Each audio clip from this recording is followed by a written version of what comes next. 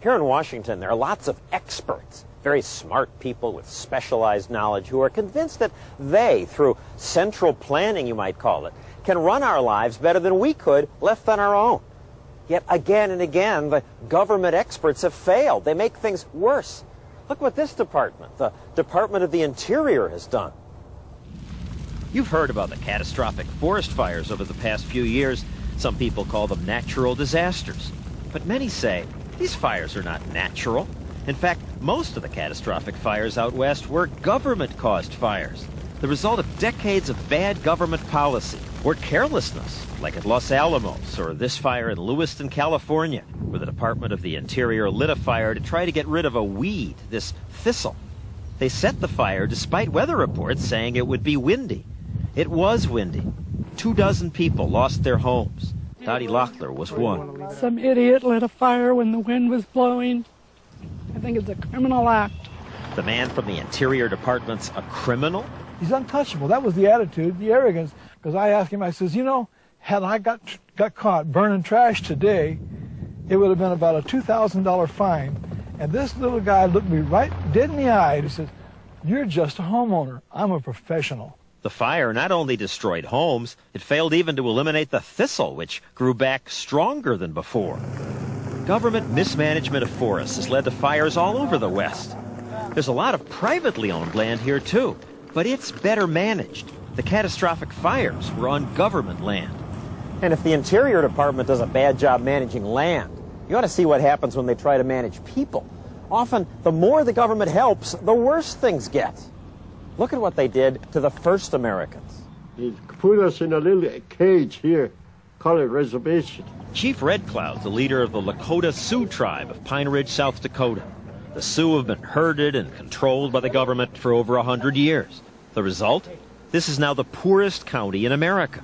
Unemployment's about 80%. People live on government checks. Every month they receive some type of handout from the federal government. So our people become lazy and they don't want to work. With nothing to do, many just drink. I've been under the supervision of the federal government for a long time. You know?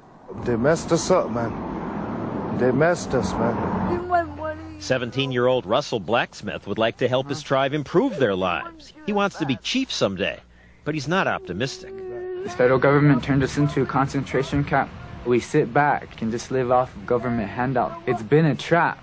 We need to stand on our own 2 feet. We have the least life expectancy, less than Guatemala, less than Bolivia, Brazil. Hardly anyone reaches 65 anymore. Activist Russell Means blames the Interior Department's Bureau of Indian Affairs, the agency that claims to help Indians by planning their lives. We cannot make a plan or a decision without the express consent of the Secretary of Interior. We submit anywhere from 2 to 5 year economic plans. Does that sound like the Soviet Union, the old Soviet Union and their failed economic plans? Most of the crimes against the Indians were that of the government. The government goes in and ruins their lives, and it comes up and says, hey, you need us. Come on in.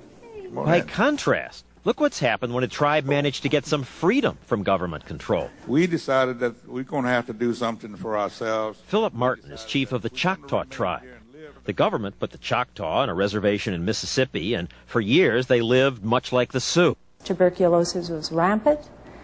Infant mortality was horrible. Babies were coming into hospitals, not being cared for, and going home and returning and dying in mother's arms. But then the Choctaw petitioned Congress to give them special concessions that would allow them to try new things without having to go through so much red tape.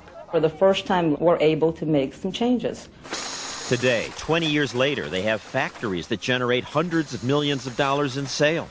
One makes stereo speakers, another wiring for cars, another makes plastic utensils for McDonald's. Every Indian who wants a job has one. They've even hired thousands of non-Indians from off the reservation.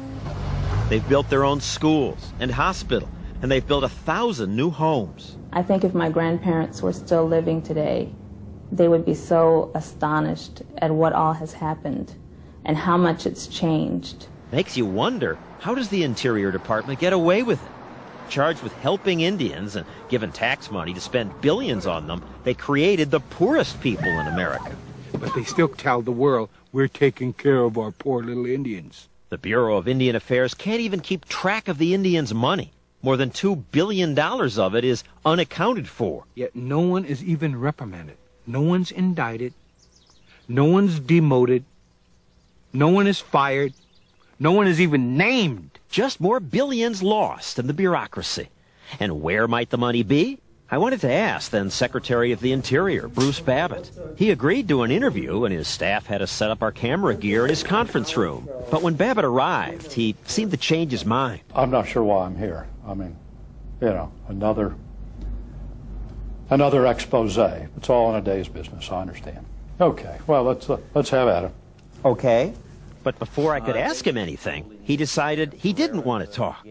I'm going to fire whoever scheduled this interview. Why? Well, what's the name of the show? We haven't titled it yet. It's probably... Okay. The government is wasting your money. They are corrupt and incompetent. Well, I wouldn't say corrupt. I would argue competent. Yeah, you'd say incompetent. Look, I'm getting less and less interested in doing this interview. I got to tell you, I really am. I'm not sure how I got here, but well, we told you it was a consumer report on government. Told your staff. Yeah. Look, I really don't want to do this. No. And that was that. The interview was over. Now his department wants Congress to give more money to the Bureau of Indian Affairs. Should they get it?